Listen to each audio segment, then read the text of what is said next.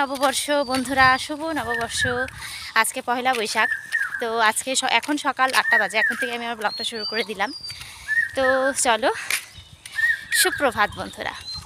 এখন সকাল 8টা বাজে। এখন থেকে আমি আমার ব্লগটা শুরু করে দিলাম। তো চলো, সারাদিন কী করি না করি সবই তোমাদের সঙ্গে শেয়ার করছি। আর আশা রাখছি তোমাদের কাছে আমার ব্লগটা তোমাদের খুবই ভালো লাগবে। তো দেখতে থাকো, কন্টিনিউ করো।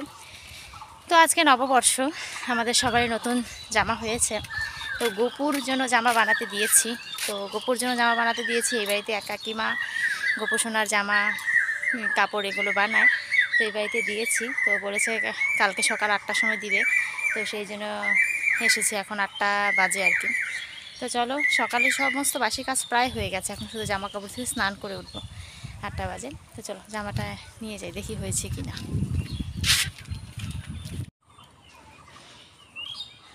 হাই ফ্রেন্ডস, এই দেখো গোপু সোনার পয়লা বৈশাখের জামা প্যান্ট নিয়ে চলে এসেছি পয়লা বৈশাখের। তো চলো যাই। কি সুন্দর লাগছে গোপু সোনার জামাটা, খুব সুন্দর লাগছে। যাই হোক, খুব ভালো লাগলো। মানে আমি জানতাম না যে এখানে গোপু সোনার জামা বানানো হয়। তো আমার পাশের বাড়ির কাকিমার কাছ থেকে শুনলাম যে এই বাড়িতে নাকি গোপু সোনার জামা কাপড় এগুলো বানানো হয়। তার জন্য অর্ডার দিয়ে বানিয়ে নিয়ে গেলাম। ওরা রাত ভোর 1টা পর্যন্ত আমার এই জামাটাই বানিয়েছে। তো যাই হোক, আমি তো অর্ডার দিয়েছি সন্ধ্যার দিকে। তো অনেক অর্ডার এখনও জমাই দিতে পারবে না বলছে। যাই হোক, খুব ভালো লেগেছে। এটা 40 টাকা, 50 টাকা করে। এটা 50 টাকা করে। তো যাই হোক, চলো, তোমরা যদি কেউ বানাতে দিতে চাও তাহলে এই কাকিমার কাছে এসে বানাবে। অনেক সুন্দর সুন্দর ঘের লেহেঙ্গাগুলো খুব সুন্দর সুন্দর।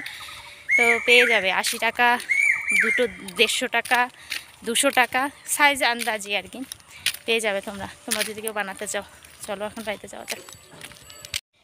তো অনেকক্ষণ পরে ফিরে আসলাম বন্ধুরা। তো আমার পুজো কমপ্লিট করে তারপরে চলে আসলাম। আজকে পয়লা বৈশাখ, আর আমার পুজো কমপ্লিট হয়ে গেছে। আর এই তো গোপু সোনাকে নতুন ড্রেস পরিয়েছি। এটা ওর ঠাম্মি দিয়েছে, মানে আমার কাকি শাশুড়ি দিয়েছে।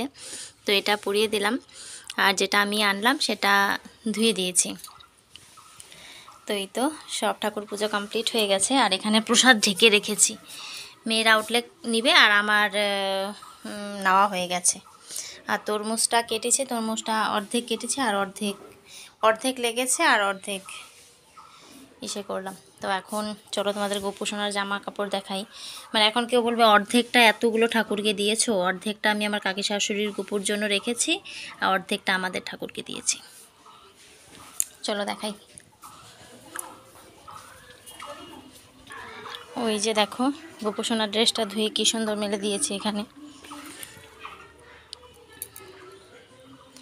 এই যে দেখো, শুকিয়ে গেছে প্রায়, কিন্তু আর একটু শুকাবে। এইটা শুকিয়ে গেছে, এই প্যান্টটা শুকায়নি, শুকাবে।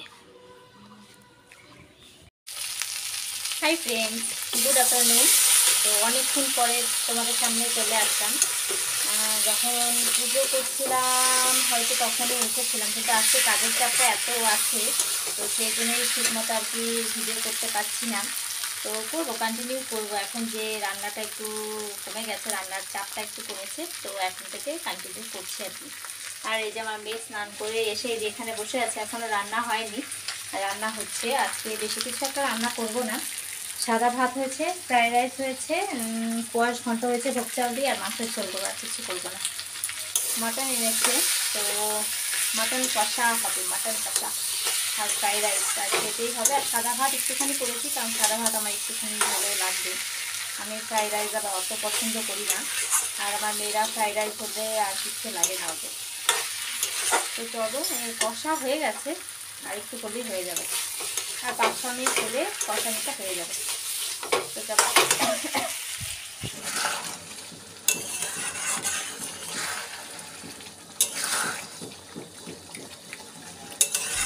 তো দেখো বন্ধুরা, আমি রান্না করে চলে এসেছি। রান্না করে চলে এসে এক থালা তরমুজ আমি কেটে নিয়েছি।